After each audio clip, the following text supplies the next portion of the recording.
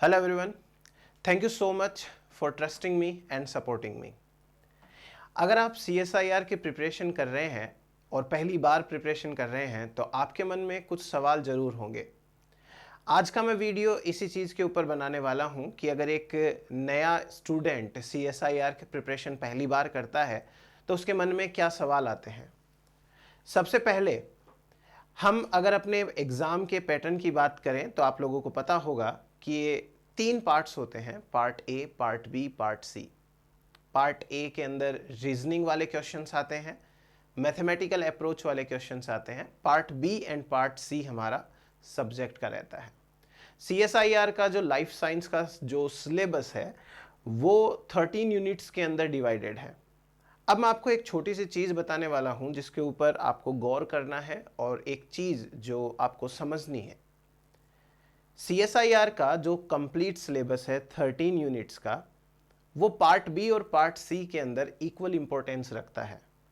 कोई भी यूनिट ऐसी नहीं है जिससे ज़्यादा क्वेश्चंस आते हों, कोई भी यूनिट ऐसी नहीं है जिससे कम क्वेश्चंस आते हों।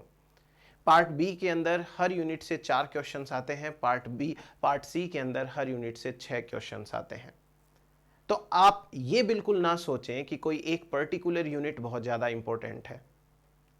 दूसरा सवाल ये, जब भी कोई स्टूडेंट एग्ज़ाम के बारे में सोचता है तो उसे ये सवाल ज़रूर करना चाहिए कि कितनी इम्पोर्टेंट यूनिट्स ऐसी हैं जिनको करने से उसका एग्ज़ाम क्लियर हो सकता है।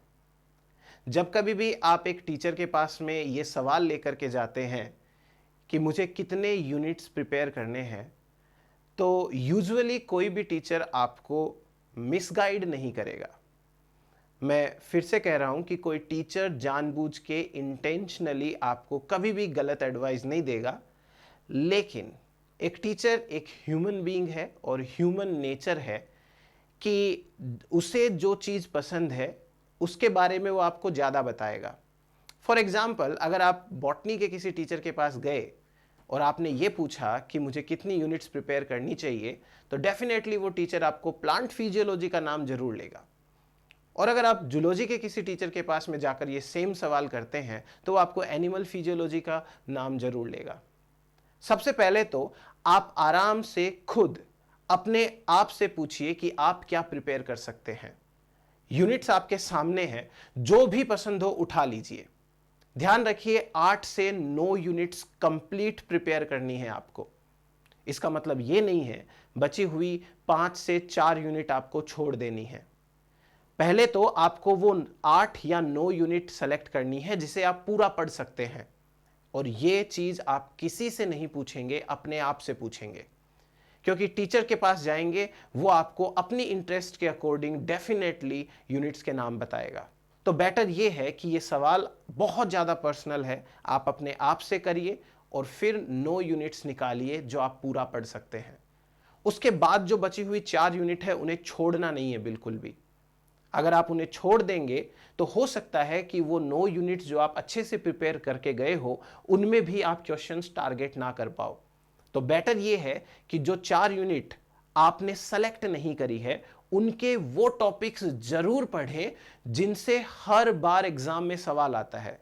इसके लिए भी आपको बहुत ज्यादा मेहनत नहीं करनी है। प्रीवियस ईयर के क्वेश्चन पेपर्स उठाइए, तब आपको समझ में आएगा कि कुछ टॉपिक्स ऐसे हैं जिन पे फ्रीक्वेंटली हर एग्जामिनेशन के अंदर सवाल पूछा जाता है। तो बस वही टॉपिक्स आपको उन बची हुई यूनिट से करने हैं। एक और बात यह है कि अब आप नेशनल लेवल का एक एग्जाम देने वाले हैं, मास्टर्स आपकी हो गई है या हो रही है, तो एक छोटा सा आपको अपने एटीट्यूड में चेंज लाना पड़ेगा।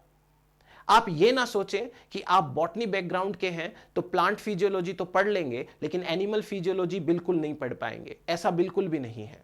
अल्टीमेटली आप बायोलॉजी के स्टूडेंट हैं तो एनिमल फिजियो पूरा ना पढ़ पाओ लेकिन कुछ तो पढ़ पाओ। और सेम चीज जो है वो दूसरों पर भी अप्लाई होती है। अगर कोई जूलॉजी बैकग्राउंड का बच्चा है और वो ये कहे कि मैं प्लांट तो पढ़ ही नहीं सकता, तो ये बहुत गलत एटीट्यूड है। थोड़ा पढ़िए, जो इंपॉर्टेंट है वो तो पढ़िए। ऐसा तो नहीं हो सकता कि प्लांट फिजियोलॉजी में ऐसे टॉपिक है जिनके बारे में आपने कभी सुना ही ना हो, और अगर ऐसा है भी तो कई बार हमारे सामने कुछ चीजें पहली बार आती हैं जिन्हें हमें करना पड़ता है। सो बेटर है कि वो यूनिट्स भी आप पहले से प्रिपेयर करें और कोशिश करें प्रिपेयर करने की।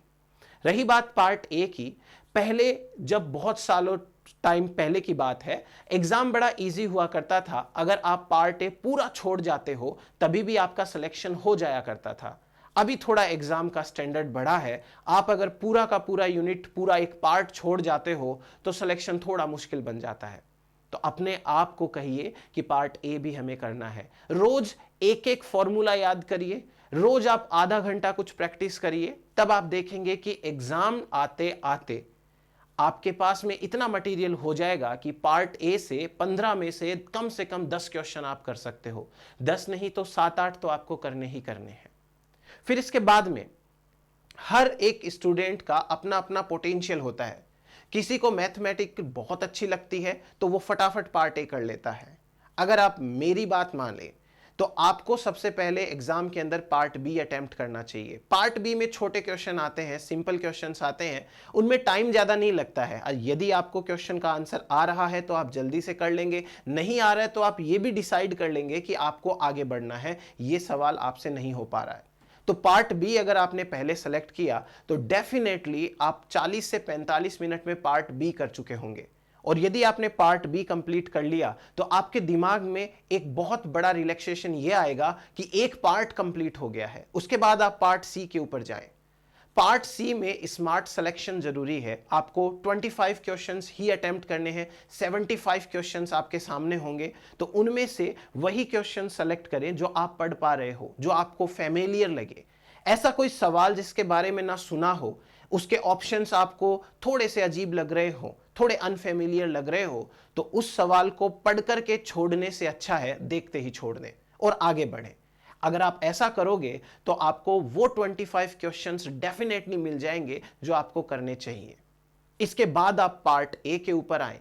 यदि आप पहले पार्ट बी करते हो, मुझे लगता है कि अगर आपने कोचिंग कर रखी है तो 40 से 45 मिनट में पार्ट बी हो जाता है। इसके बाद आपका 1 घंटा या सवा घंटा या 1.5 घंटे के अंदर पार्ट सी हो जाता है, अगर आप स्मार्टली सेलेक्ट करते हुए आगे चलेंगे तो।